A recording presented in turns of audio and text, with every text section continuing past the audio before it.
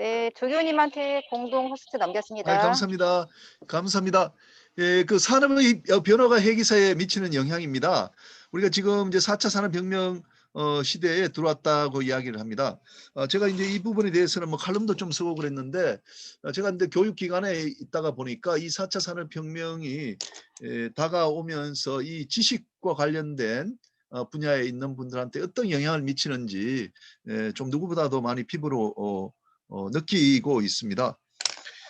이제 그 인터넷 같은 데서 김인현을 쳐보면 여러분들 막 금방 자료를 얻지 않습니까?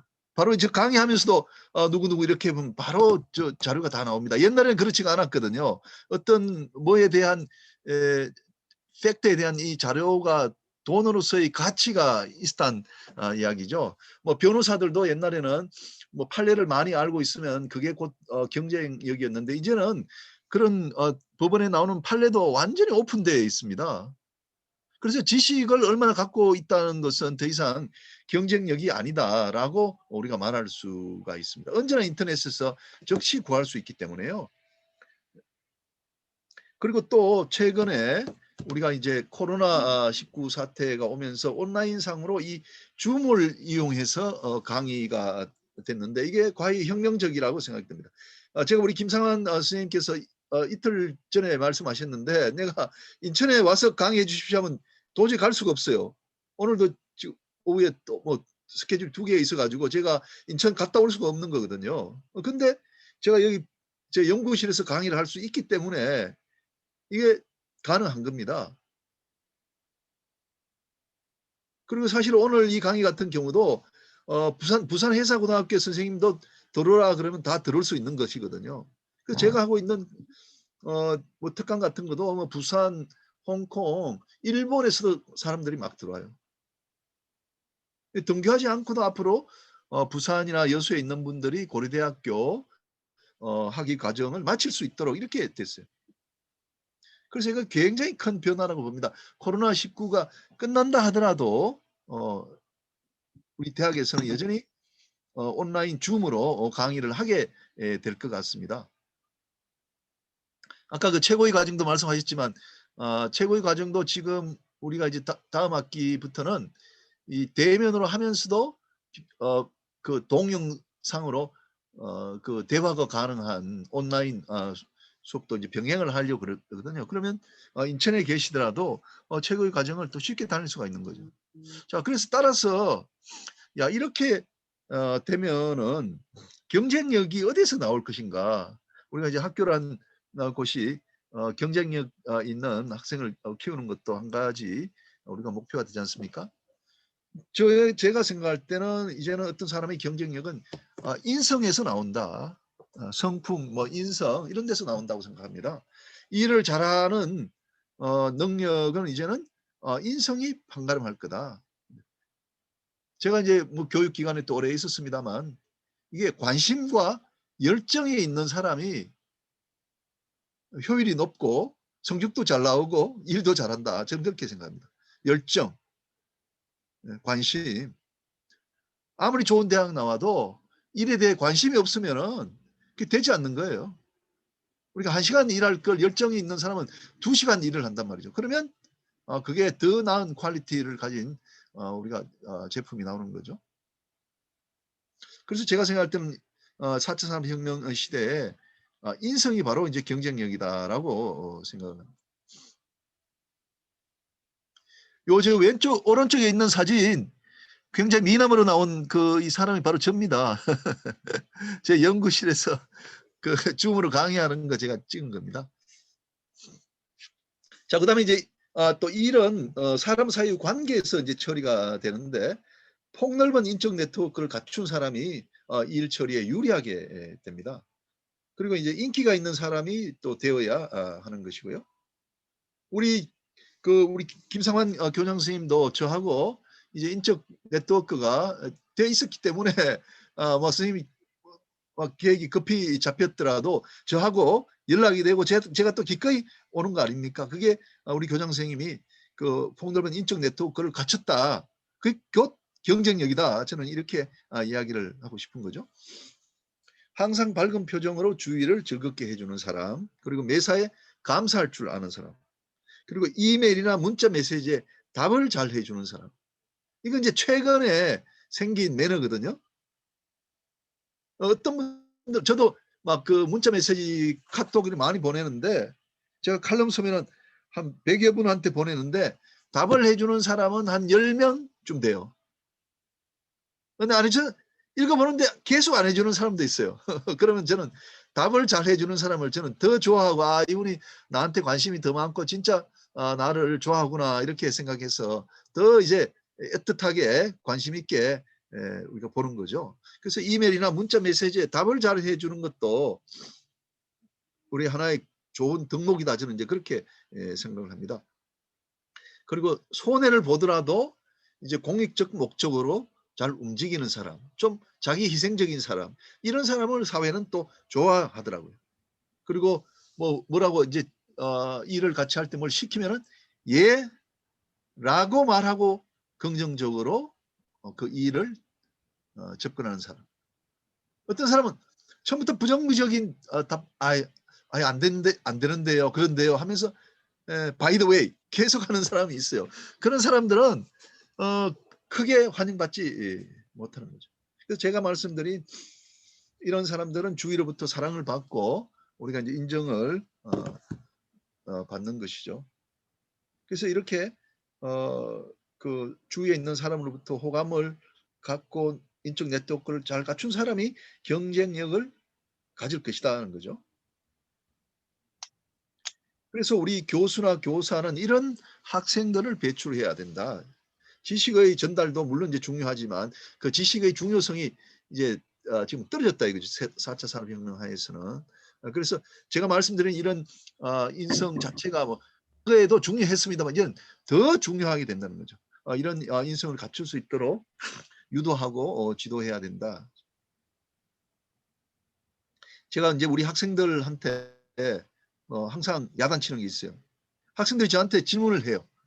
막 바쁜데도 불구하고 학생들이 막 질문을 해서 그 이메일 뭐 여러 가지고 답을 해줘요. 그럼 답을 얻고 난 다음에는 끝이에요. 저도 가끔씩 그럴 때가 있어. 내가 급해가지고 물어보고 상대방이 답을 해주면 하고만 내가 그 고맙다는 리턴 그 이메일 보낸 걸 잊어버려요. 우리 학생들 대부분이 그래요. 그러면 제가 막 야단쳐요. 이렇게 보고 있다가. 그다음에 우리가 로스쿨 학생들이 대형 로펌에 인턴을 나가요.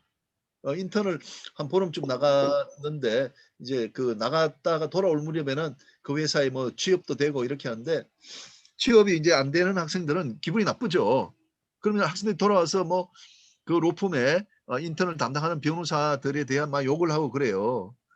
그래서 내가 그러면 안 된다라고 하거든요. 그래서 제가 이제 학생 부원장 할 때 학생들한테 항상 강조한 게 너가 인턴 갔다 와서 반드시 많이 배웠습니다. 감사합니다. 하고 너 감사의 이메일을 보내드려라. 학생들이 하면 내가 취업도 안 됐는데 왜 그렇게 해야 됩니까? 그게 아니다. 그게 너가 비록 이번에 취업 안 됐더라도 다음에 너가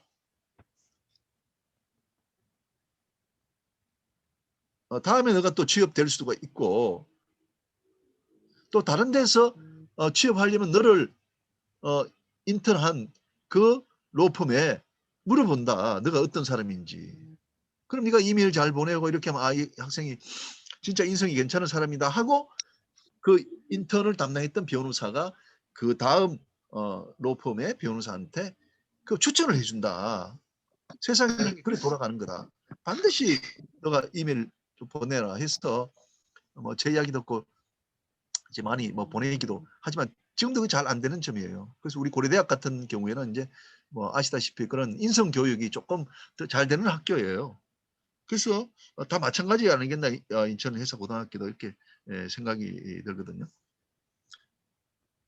그런데 인천 회사고등학교가 우리 뭐 대학이나 다른 고등학교 비해서 장점이 있다면은 특히 이제 대학과 비교해서는 이제 고등학교니까 학생들이 어린 나이이기 때문에 그 감수성이 예민하고 해서 선배나 선생님들이 하는 말을 더 잘 들을 수 있는 상태에 있다라고 보는 거죠. 뭐 대학 학생들은 이 잘 듣질 않아요. 이미 머리가 커져가지고. 그리고 또 한 가지 아주 좋은 점은 기숙사 생활을 하지 않습니까?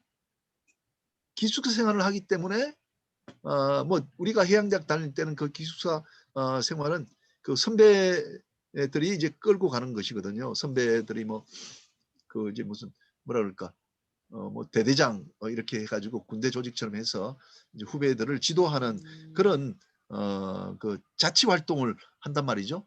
그러니까 시간이 많은 거죠. 그게 우리가 뭐 훈육관 같은 역할을 아마 선생님들도 하시리라고 봅니다. 그러면 그런 훈육을 할 시간들이 훨씬 많은 거죠. 그래서 인천해사고등학교는 제가 그 말씀드린 이런 교육의 기회가 많다는 것이 굉장히 큰 장점이 아니겠나. 영국의 왜 이턴 스쿨 같은 경우도 제가 볼 때는 아마 그렇기 때문에 그 영국의 인재들을 많이 배출한다라고 봅니다. 그게 기숙사 생활을 하지 않습니까? 약간은 또 통제되고 단체를 통솔해 보는 연습이 학생들한테 가능하는 정도 점이라고 보고요.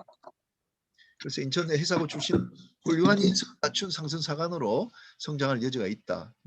선생님들이 교육에 크게 의존할 것이다라고 이제 생각이 듭니다. 이 사진은 제가 이제 해양대학교 4학년 때입니다. 한국해양대학교 4학년 때. 그 지금 인천 해사고등학교 학생들도 이렇게 이 흰 제복을 입고 모자를 쓰고 이렇게 할 걸로 이제 생각이 듭니다. 자, 그다음에 이제 두 번째 변화입니다. 해운 산업은 이제는 물류업의 일부로 변화가 된다라는 말씀을 꼭 드리고 싶습니다.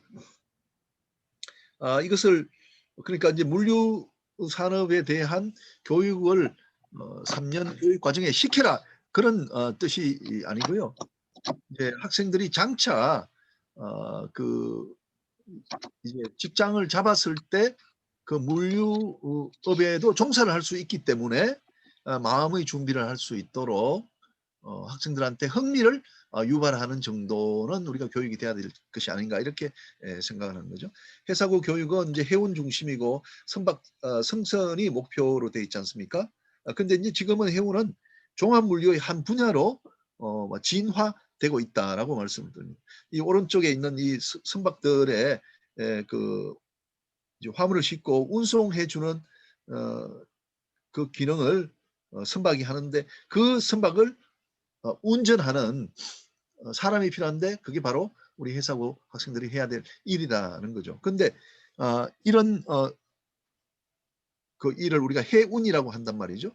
근데 이제 해운은 이제는 종합물류의 하나다라고 한다는 이야기는 수출자의 공장에서 예를 들어서 뭐 노트북 컴퓨터를 우리가 수출한다 하면 과거에는 이 삼성전자가 부산항에서 인천항에서부터 미국 LA항까지 가는 그 독자적인 계약만 체결을 했단 말이죠. 근데 지금은 어떻게 하냐 그러면 지금은 이제 지금은 그렇게 하고 있지만 현대상선이 그 삼성전자의 인천 공장에서부터 내가 그 미국의 시어스 백화점까지 배달해주는 모든 전 과정에 대한 계약을 체결하는 거예요. 그러면 이게 공장에서 제품이 만들어진 그 다음 단계는 포장을 해야 되지 않습니까? 포장을 하고 그다음에 삼성이라는 라벨을 붙인단 말이죠. 라벨을 붙이고 그다음에 이제 창고에 집어넣고 하역 작업을 하고 그다음에 트럭에다 실어서 운송하고 바다에서 또 운송을 하고 또 미국에 가서 하는 이 과정 모두를 현대상선이 다 인수를 하는 거예요. 과거에는 어떻게 했냐? 현대상선하고 삼성전자하고 바다의 운송에 대해서만 계약을 체결해서 했다 이거죠. 그러면 학생들이 취업하는 현대상선 또는 일본의 NYK와 같은 회사들은 그 회사 자체의 업무가 해상 운송만 있는 게 아니라 육상 운송도 있고 그다음에 포장 업무도 있고 창고업도 있다 이거죠. 그럼 이제 그 학생 우리가 들어가는 여러분 제자들은 어떤 회사에 들어갔다 하면은 배만 타는 게 아니라 하역에 대한 일도 하고 하역에 대한 관리도 하고 영업도 하고 통관도 하고 이렇게 된다는 거죠.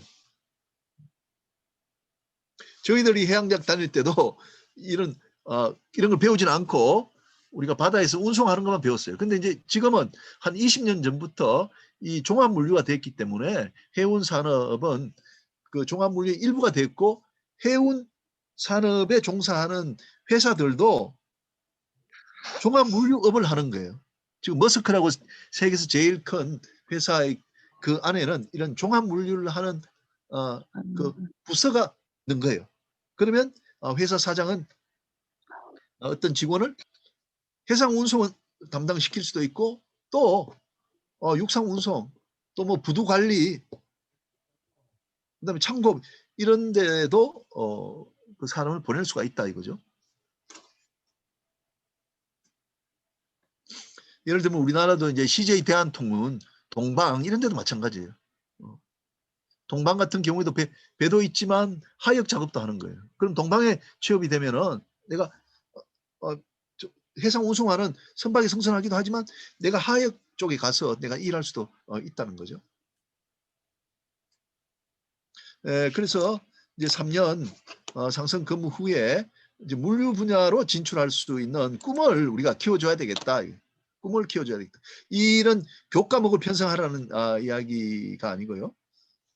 그리고 3년 성선 후에 대학을 진학하는 경우에 이미 상급 항해사 자격을 갖고 있을 거예요. 뭐 졸업할 때는 4급 항해사 또 기관사 자격을 취득합니다만 아마도 상급 2급까지도 아마 취득하는 학생들이 있을 것 같아요. 자, 그 다음에 이제 그 3년 성선하고 나면 이제 대학에 그제서야 이제 갈 수가 있지 않습니까?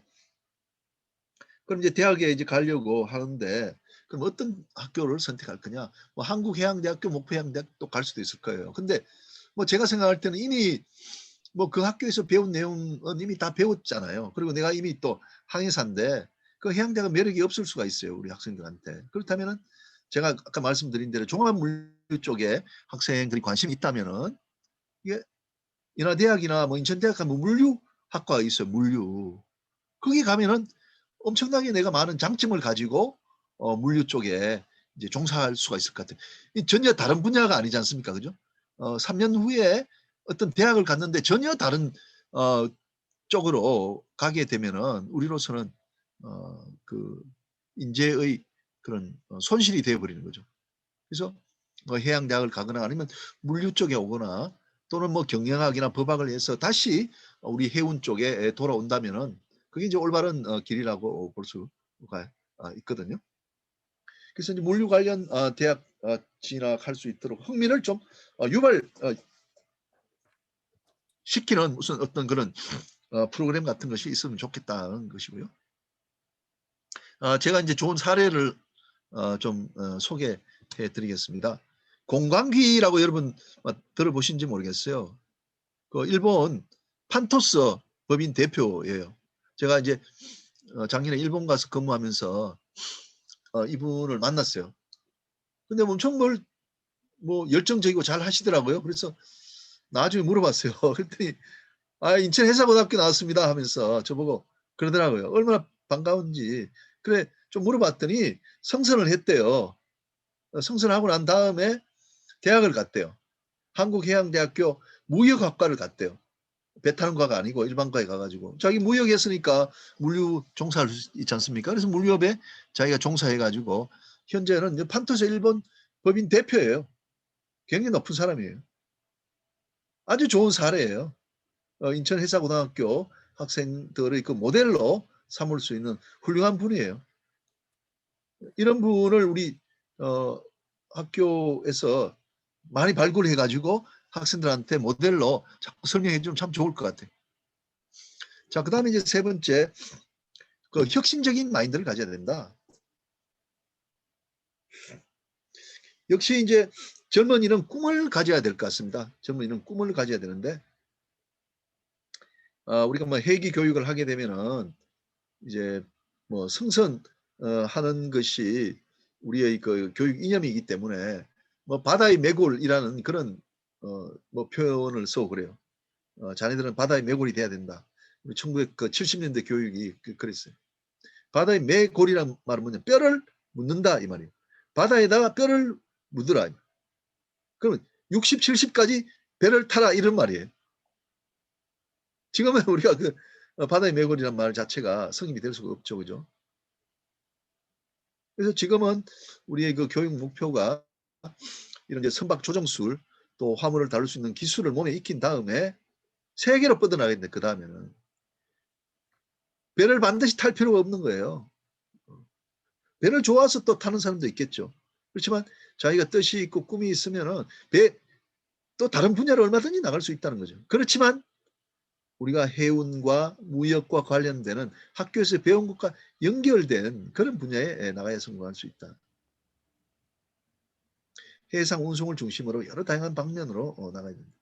그 길을 찾아 나갈 수 있는 혁신적인 개척 정신을 가져야 돼. 개척 정신을. 사람들은 배운 것만 하지 뭐 새로운 거 하기 힘들어 하잖아요. 근데 우리가 배를 타는 사람들 이런 사람들은 이 프론티어 정신 이게 우리 장점이라고 해요. 우리 해기사들이 개척 정신이 없으면은 우리 경쟁이 없다고 봐요. 우리가 개척 정신이 있기 때문에 어디 가서든 경쟁하고 이길 수가 있는 거예요.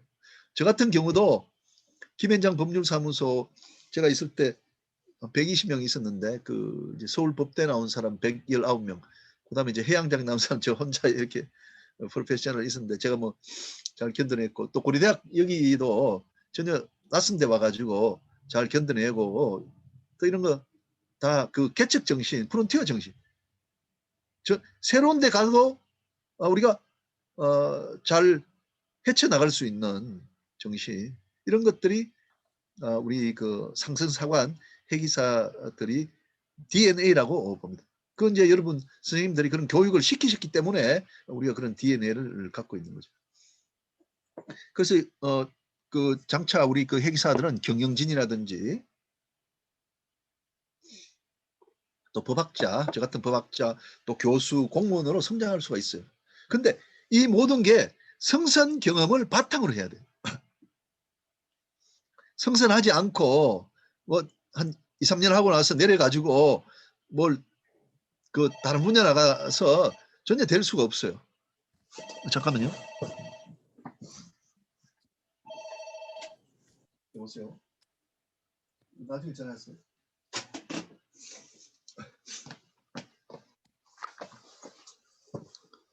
그래서 제가 말씀드린 이 모든 것이 성선 경험을 바탕으로 해야 된다는 걸 꼭 말씀드리고 싶어요.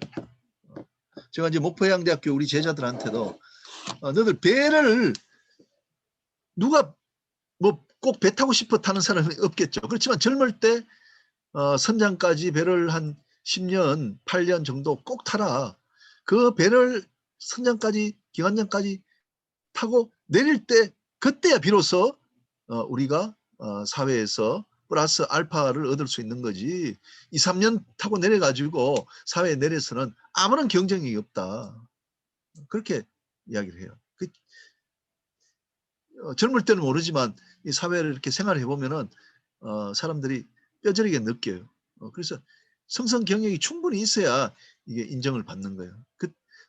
물론 이제 그런 점이 있죠. 성선을 충분히 하고 34살, 5살이 내리면 육상에 뭔 자리가 있느냐. 그렇지만 찾아오면 자리가 있기 때문에 성선 경력을 충분히 가져야 된다. 우리 또 해사고등학교 나오는 학생들은 또 빠른 나이에 또 배를 타면서 또 군이 또 필요해지기 때문에 뭐 서른에 내려도 이미 선장까지 할 수 있을 거예요. 그리고 임기택 뭐 IMO 총장, 사무총장이라든지 이런 분도 있지 않습니까? 그리고 한국에만 머물지 말고 싱가포르나 일본 등등 세계 각국 곳곳으로 우리가 나가야 된다. 여기 오른쪽 그림에 여기 일본 그 판투스 법인에 제가 가서 공항기 대표랑 찍은 사진이고요. 또 김지수라는 학생이 있어요. 김지수라는 학생은 굉장히 유명해요. 그 부산해양고등학교를 나왔어요. 근데 그, 그 배를 타고 그 배를 타서 모은 돈 가지고 영국에 유학을 갔어요. 그래서 영국에서 유학을 마치고 지금 호주에 로스쿨에 가 있어요. 호주 변호사 하려고. 그리고 영국에 로스쿨 갔다 오고 졸업하고 나서 또 배를 좀 더 탔어요. 뭐 로스쿨 가는 그 학비를 마련한다. 그래서 지금 호주 로스쿨에 가 있어요. 곧 변호사가 될 거예요. 얼마나 멋있는지 몰라요. 우리 여기 서울에 있는 해기사 선배들이 엄청 아껴요. 선배 해기사들은 이 개척 정신의 DNA가 있었다. 여러분 대항해 시대 아시지 않습니까? 이 콜럼부스 뒤에 뭐 마젤란 등등 얼마나 많은 그 이제 선원들이 바다로 나갔습니까? 그 1492년 콜럼부스가 지중해를 떠나기 전까지는 유럽 사람들이 지중해에서 밖으로 나가면 스페인이 있지 않습니까? 그 스페인어로 나가면은 지브랄타를 나가면은 낭떠러지다라고 생각했대요. 낭떠러지. 근데 콜럼부스가 그 이제 용기를 내 가지고 배를 타고 나갔지 않습니까? 그러니까 낭떠러지가 아니었던 거죠. 그래서 그 이후로 대항해 시대가 열리면서 유럽 사람들이 뭐 미주 대륙도 발견하고 아시아도 발견하고 하면서 그 뒤에 오는 산업혁명 때 식민지가 됐지 않습니까? 말하자면 상품을 팔 수 있는 시장이 크게 개척이 된 거죠. 그러니까 유럽 사람들은 이 선원들을 그렇게 존경하는 거예요. 유럽 사람들이 캡틴이라 그러면 엄청 존경하는 거예요. 왜 존경하냐? 오늘의 유럽이 있기까지는 이 선장들의 선원들의 개척 정신, 프론티어 정신, 목숨을 건 프론티어 정신이 있었기 때문에 그렇다는. 그걸 유럽 사람들이 다 아는 거죠. 그러니까 선원들을 존경하는 거죠. 우리나라는 그런 게 없잖아요. 그죠? 우리나라가 개화될 때 그런 선원들의 뭐 개척 정신, 희생 때문에 개화가 되고 나라가 발전한 게 없거든요. 물론 이제 해방되고 난 다음에 우리가 뭐 송출할 때 산업에 기여한 바는 있습니다만 유럽에서 대항해 시대에 있었던 그 정도의 희생 정신은 없었던 거죠.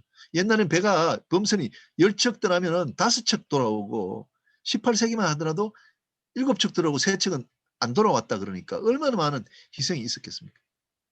그런 이런 DNA를 우리 상승사관들은 다 가지고 있다 이거죠. 우리가 뭐 그걸 우리가 타고나면서 태어나면서 몸에 갖고 온 건 아니지만 학교 교육을 통해서 그런 DNA를 우리의 몸에 체화를 시키게 되는 거죠. 제가 우리가 해기사들이 잘 모르고 있는 사실 하나를 오늘 꼭 말씀드리고자 합니다. 여러분들 선생님들도 좀 참고하시면 좋을 것 같습니다. 그 이제 한국해양대학이 1945년에 세워졌는데 그 이전에 일제 시대에도 이미 그 상선 사관학교가 상선 학교가 있었어요. 아마 지금 인천 해사고등학교가 인천 고등상선 자리인지 난 그건 잘 모르겠어요. 인천에도 고등학교 레벨의 그런 상선학교가 있었고 진해에도 있었어요. 그래서 진해 고등상선, 인천 고등상선 이렇게 이야기를 해요. 그리고 이제 일본에 가서 또 상선학교를 나와서 배를 타는 사람도 있고 그랬거든요. 그래서 이제 우리가 해방되고 난 다음에 해군이 만들어졌단 말입니다. 그런데 해군 참모총장이 1대에서 5대까지는 모두가 상선사관 출신이에요. 해기사 출신이에요. 이분들이 해양대학 나온 건 아니에요. 1945년 이후에 해양대학 나온 건 아니지만 그 전에 해양대학 전신인 진해 고등상선 또 뭐 정공무실은 막 인천 고등상선이라고 나와 있는 데도 있던데 이 해기사 출신 선장 박옥규 같은 분은 선장이고 손원일 제독도 그 중국에서 그 상선학교를 나와가지고 해기사예요. 1대, 2대, 3대, 4대, 5대가 전부 해기사 출신이에요. 60년대까지. 놀랄 일 아닙니까 여러분? 놀랄 일 아닙니까? 근데 이걸 우리가 아는 분이 별로 없어요. 그러니까 우리가 이걸 크게 알리지 않는 거예요. 얼마나 자랑스럽습니까? 해군을 만들려고 그러는데 해군이 뭐 사람이 없으니까 배를 아는 사람은 상선사관밖에 없지 않습니까? 그리고 그 사람들을 뽑아가지고 해군을 만들어 갔던 거죠. 그래서 이제 1대에서부터 5대까지는 모두 자랑스러운 우리 상선사관학교 선배.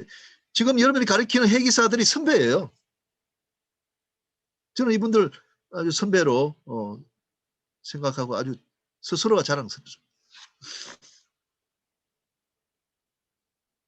그 다음에 이제 한진그룹의 조중훈 회장님도 진해 고등 나오셨고요.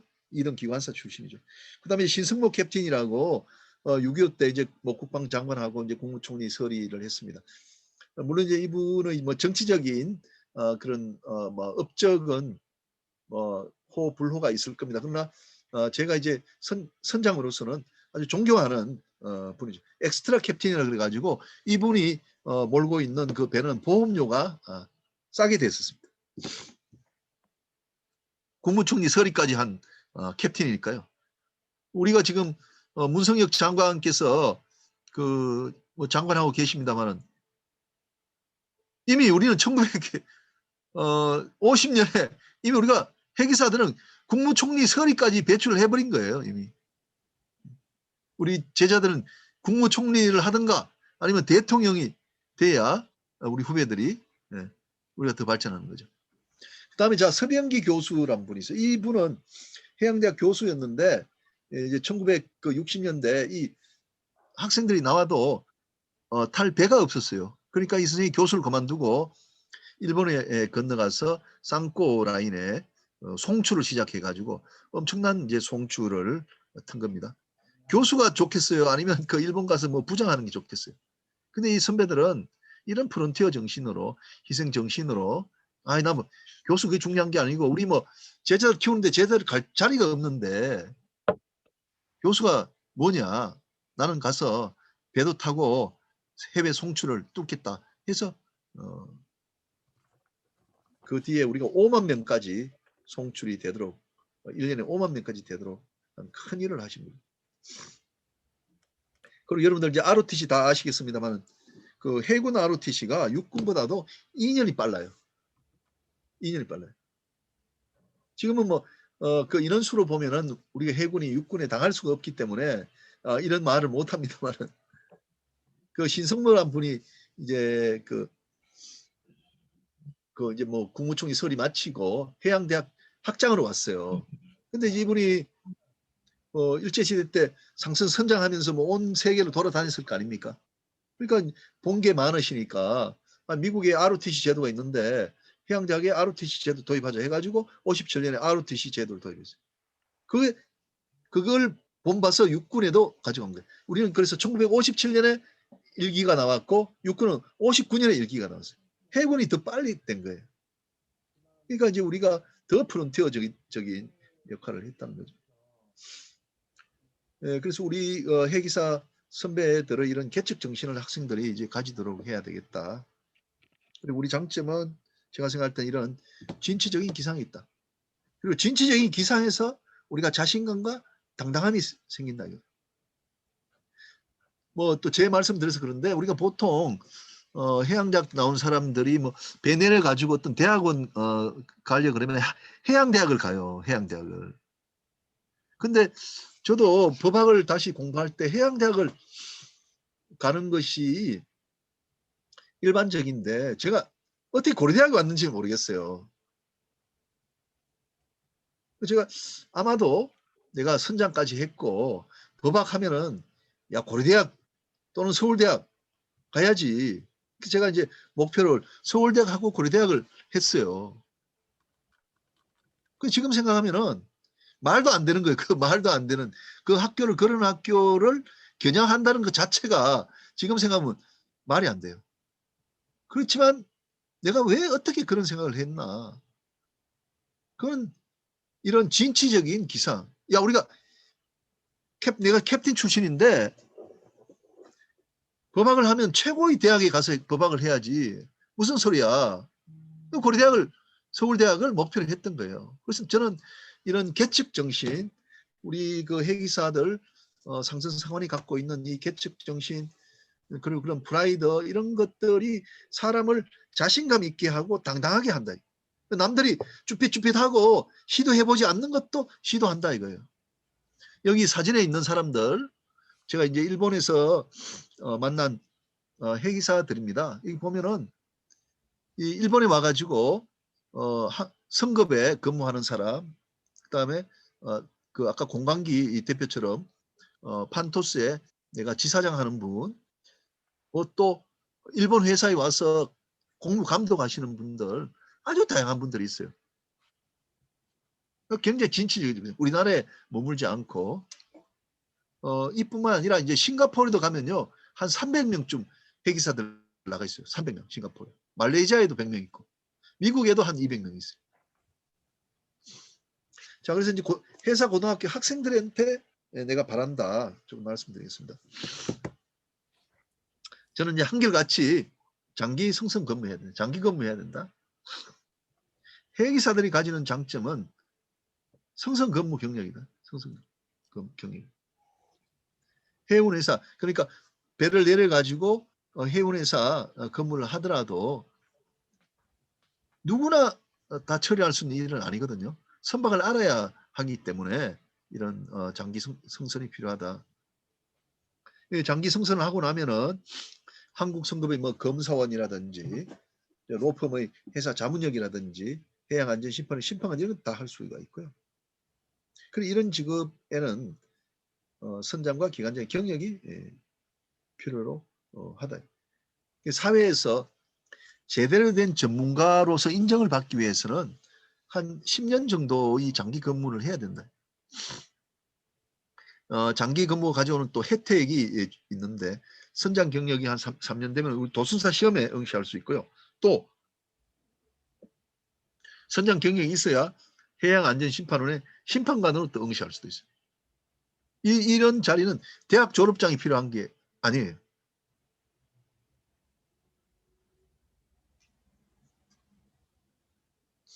제가 여기서 하나만 말씀드리면요. 제가 이제 부산대학에서 로스쿨을 만들었어요. 근데 부산대학에서 로스쿨을 만들면서는 이제 해운 특화를 해가지고 해기사를 많이 변호사로 만들려고 노력을 했어요.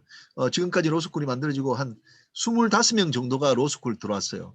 근데 이제 그때 아무래도 이제 배 타던 학생들은 이제 일반 일반 학생들하고 경쟁이 어렵기 때문에 가산점을 주려고 했어요. 그래서 부산대학에서 논의를 많이 했어요. 저는 뭐 배만 한 3년만 타면은 가산점을 주자 뭐 이런 논의를 했는데 교수들이 안 된다. 우리가 가산점을 줘가지고 뽑을 정도의 학생이 되려면은 적어도 선장이나 기관장까지 해야 된다 이거예요. 일반 교수들이. 제가 그걸 꺾을 수가 없었어요. 그러니까 일반 사회가 생각하는 정도. 이제 선장 기관장을 몇 년 하기까지는 사실 이제 나이가 너무 많기 때문에 1등 항해사, 1등 기관사 2번 하면요.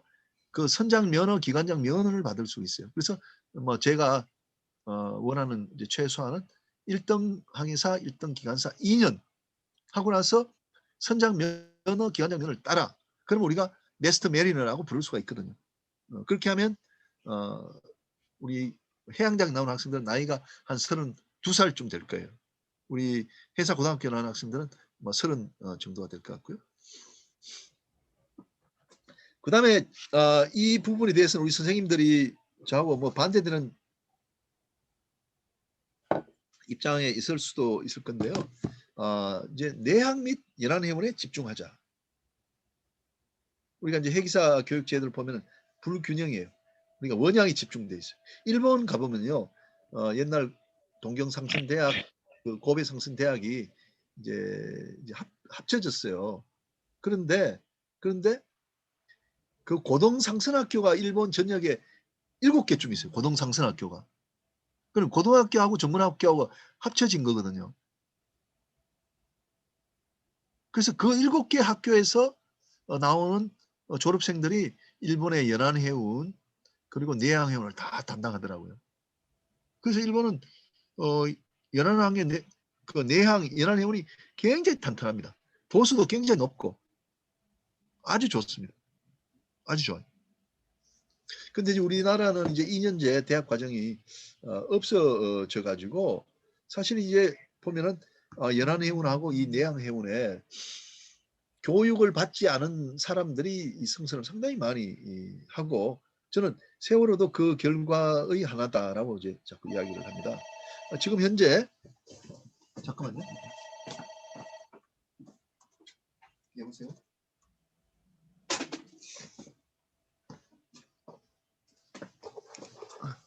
원양과 내항에 근무하는 비율이 한 50대 50 정도 되는 걸로 알고 있습니다. 그 이제 인천해사고등학교 나온 학생들이요. 근데 이제 내항 해운은 해기사들이 이제 고령화가 되고 비교육받은 자들로 이렇게 구성이 되어서 결국은 이제 체질이 허약하게 되었다라고 이제 보고요. 물론 이제 내항하고 연안해운의 근무 환경이 워낙 열악하기 때문에 우리 학생들로 하여금 야 여기에 뭐 천착하라라고 하기가 어려운 것도 사실이에요. 또 학생들이 그 들어갔다가 또 나와가지고 또 원양으로 가고 이런 뭐 경향을 또 보이는 것을 우리가 또 뭐 비난하거나 나무랄 수는 없죠. 우리가 이제 내항과 연안의 그 근무 환경을 좀 바꾸두고 난 다음에 그런 이야기를 해야 될 겁니다. 그렇지만 우리가 그 뭐라 그럴까 원칙상 그 해사고등학교는 내항과 연안 해운에 집중하는 게 맞지 않나 하는 것이 이제 저희 생각입니다. 그런데 뭐 제가 말씀드린 그 뭐 집중하자는 것이 뭐 그냥 뭐 근무하고 이렇게 뭐 생활을 있는 살아가자 이런 취지가 아니고 그 엘리트가 돼야 된다. 엘리트. 이 학생들이 크면서부터 내항과 연안 해운은 우리가 책임진다. 그 연안이라 하더라도 그렇게 좁은 게 아니고 일본하고 대만하고 중국하고 이 다니는 게 다 이제 우리가 연안항해지 않습니까? 연안해운이지 않습니까? 근데 그걸 제대로 하는 해운회사 그다음에 여객선사 한다는 것도 대단한 거죠. 그런 영업에 엘리트가 돼가지고 책임지고 나가야 되는 게 아니냐. 그러니까 그런 회사에 가면 예를 들면 지금 인천에 있는 위동페리 거기 가면 인천해사고등학교 나온 학생이 사장서부터 다 해야 되는 거 아니냐 이거. 사장, 부장 뭐 등등을. 제가 이제 흥하해운하고 태영상선 고려해운 같은 데도 우리 학생들하고 이제 실습차 여러 번 올라가 보고 했는데 아주 잘해요. 고려해운 같은 데는 이제 고등학교 나오신 분들이 주력인데 사고가 없어요. 정말 잘해요. 그래서 해사고등학교, 해양고등학교라는 학생들 교육이 진짜 잘 되었고 성실하게 근무하구나라는 생각을 하고 있어요. 그래서 이제 육상에 내려서도 이제 주력 부대가 될 수 있도록 우리 잘 해야 되겠다. 그래서 이제 어린 나이지만 뭐 방송통신대학이라든지 또 일반 대학으로 가서 얼마든지 자기 개발이 가능할 것이다. 그래서 내항, 연안해운의 육상직을 모두 해사고 출신으로 처리가 되도록 하는 것이 우리가 목표가 돼야 되는 게 아니냐. 그리고 이제 제가 생각할 때는 특히 이제 내항이라든지 연안 같은 경우에는 이게 국가 인프라의 성격을 갖는다 이거죠. 특히 그 섬 같은데 이 다니는 여객선 우리가 한중 다니는 여객선도 마찬가지 아닙니까? 그게 고속도로 같은 인프라거든요. 그러니까 정부로부터 지원이 얼마든지 가능한 분야다. 그리고 미국의 존스법 같이 법을 만들어 가지고 카보타지 그러니까 내항에 대해서는 이제 우리 한국 선은 한국 선박 한국에서 건조된 배가 운항되도록 해야 되니까 모든 나라들이 다 이렇게 하거든요. 우리도 충분히 이렇게 할 수 있는 것이다. 그다음에 이제 3년 근무 후에 뭐 대학을 또 진학하고 해운 물류업에 천착해야 된다. 다른 데 가지 마라 이거. 다른 데 가지 말고 천착할 수 있도록 우리가 잡아둬야 된다.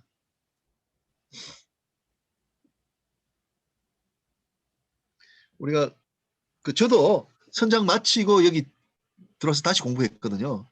그리고 이제 고대법대는 이제 45살 때 학사 편입해가지고 또 공부를 했는데 이런 이제 실무를 하다가 다시 들어와서 공부하면은 자기 목표가 뚜렷하기 때문에 공부가 더 잘 돼요. 그래서 3년 의무 기간 후에 대학을 진학하게 되면 제 생각인데 더 열정적으로 공부 가능하기 때문에 성공의 가능성이 높다라고 보는 거죠.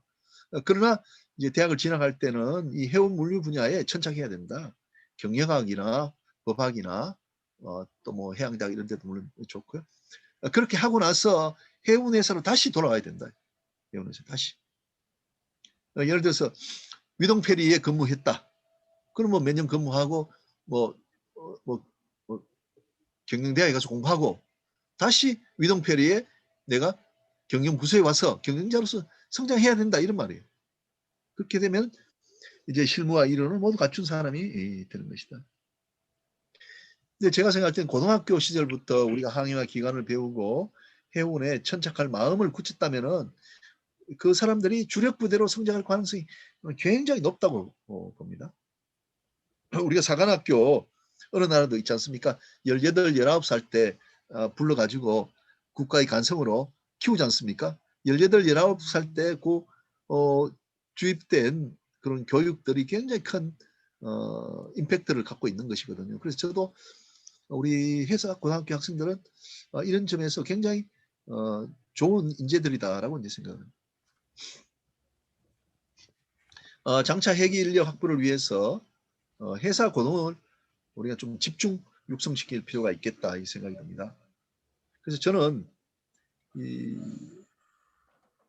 제 아이디어입니다. 제 아이디어인데 일본에 가면 해상보안대학이 있어요. 이 코스트가드 대학이에요. 해양경찰 학교가 있어요. 일본에는. 그 학교에는 그 해양경찰 그 근무를 몇 년 하고 나면요. 2년 석사 과정을 무조건 하고 다 보내줘요. 그래서 우리나라 서울대학, 부산대학 뭐 이런데 공부하러 오는 일본 해양경찰들이 많이 있어요. 장교들이. 드리게 됐습니다. 그 국가가 23년에 그 교육비를 대주면서 교육을 시켜줘요.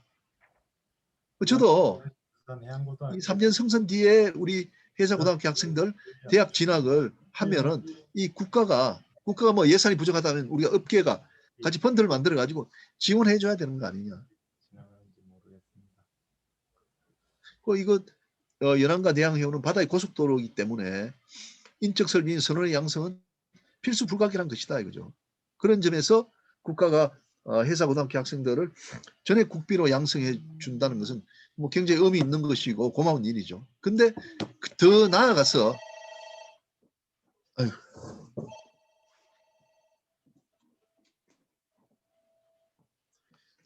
이제 학생들이 평생 해운과 물류에 종사할 수 있도록 제도를 마련해 줄 필요가 있다.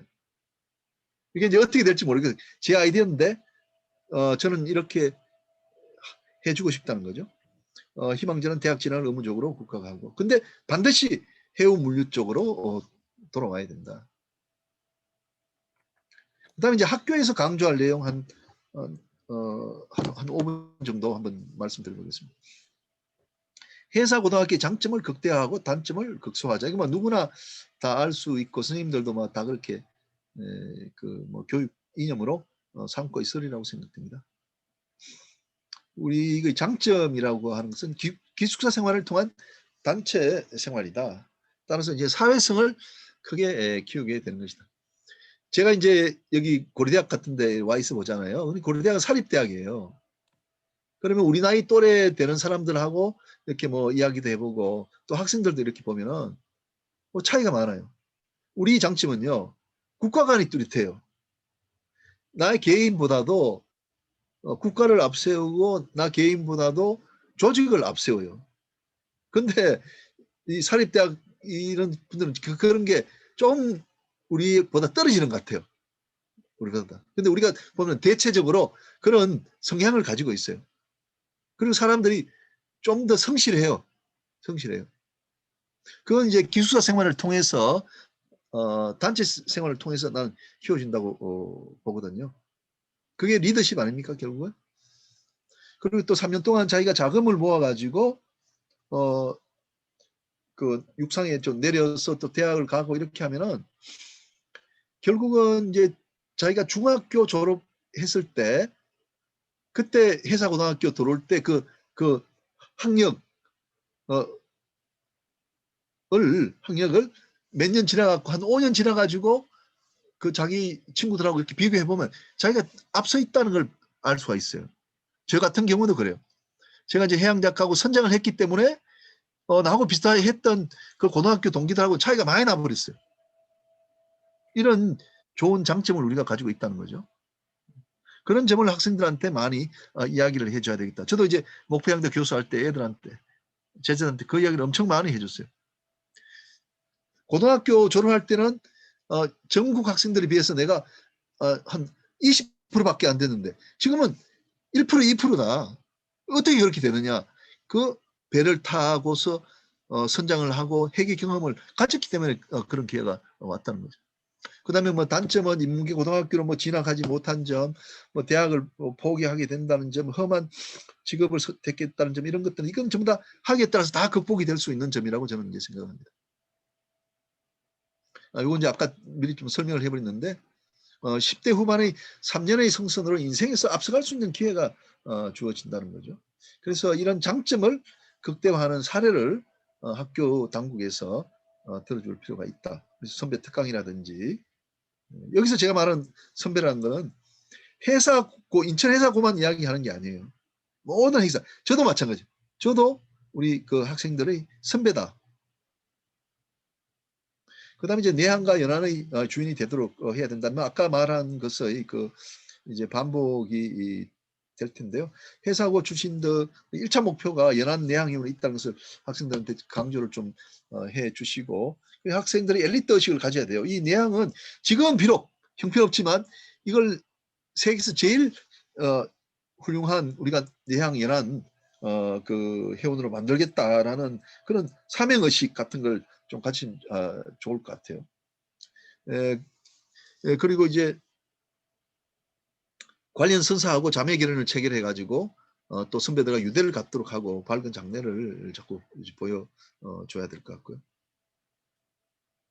그리고 20세 전후해서 내가 어떤 산업의 엘리트다 하는 교육을 받는다는 건 대단히 중요한 것 같아요.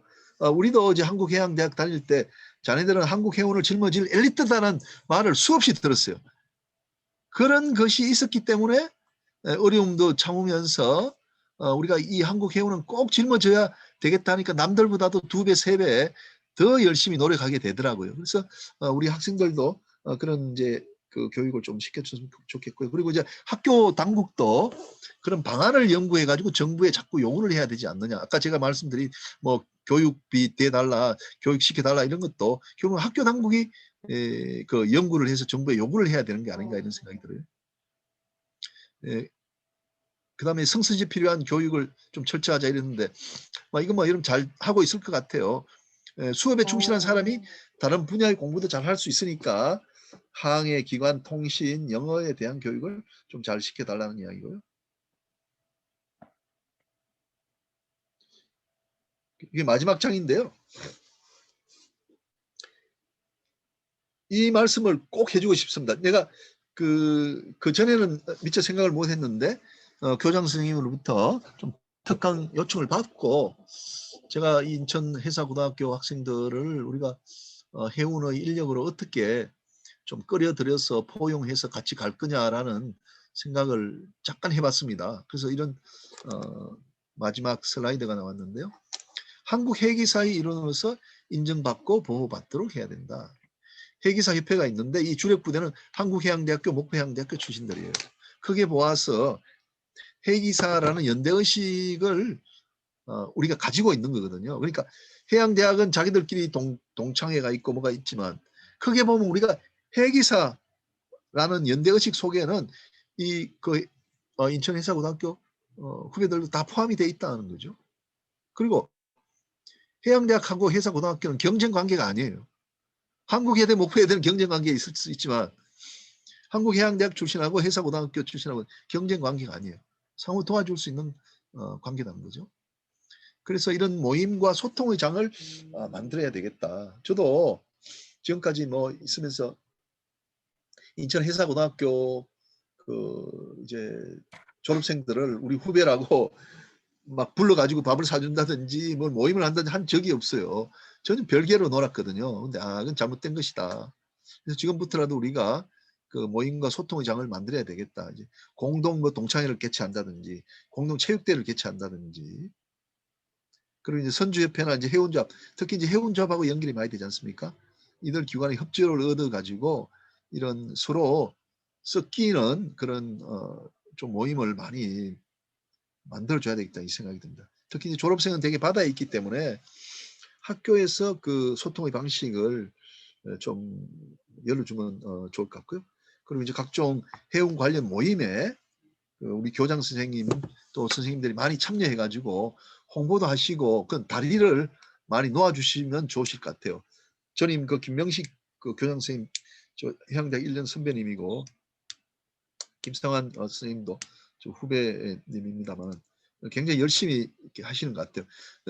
저희들하고 이제 자꾸 연락을 하시니까 우리가 인천해상고등학교 이렇게 또 돌보게 되고 이렇게 되는 것이거든요. 그렇게 해서 이 부분 상당히 중요한 것 같아요. 저도 한국해양대학 동창회 이제 부회장인데 이제 제가 만약에 동창회 회장이 되면은 인천해상고등학교 또 부산해양고등학교 그 후배들은 그 같은 동창으로 포함시켜서 같이 가야 되겠다 이 생각이 좀 들었어요. 그래서 지금부터라도 그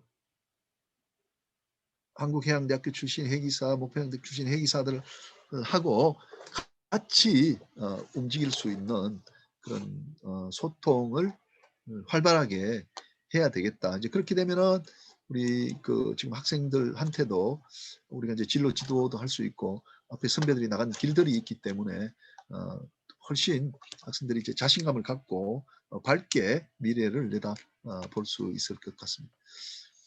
제 여기 오른쪽 사진은 제가 이제 강의할 때 그 찍은 사진입니다. 여러분 제가 그 해양대학교 1학년 들어갔을 때는 여러 선생님들 지금 가리키는 그 학생들하고 똑같았습니다. 저도 뭐 시골 출신이라서. 그런데 그 해양대학이라는 학교에서 교육을 잘 받고 또 상선을 타고 온 외국을 다니면서 나름대로 저 서양 문물을 또 좀 익히면서 생각도 크게 하면서 뭐 생활하다 보니까 좋은 기회가 주어졌습니다. 그 여러분들이 가르치고 있는 인천해상고등학교 학생들도 틀림없이 다 그런 기회를 갖게 될 겁니다. 이제 우리 육상에 있는 선배들이 어떻게 후배들을 잘 끌어주느냐에 따라서 또 이제 인생들이 많이 달라지는데 저를 포함해서 우리 육상에 있는 해기사들이 그 우리 인천해상고등학교 후배들 잘 지도해서 훌륭한 우리 국가의 간성으로 키우도록 하겠습니다. 선생님들께도 잘 부탁드리도록 하겠습니다. 감사합니다. 예.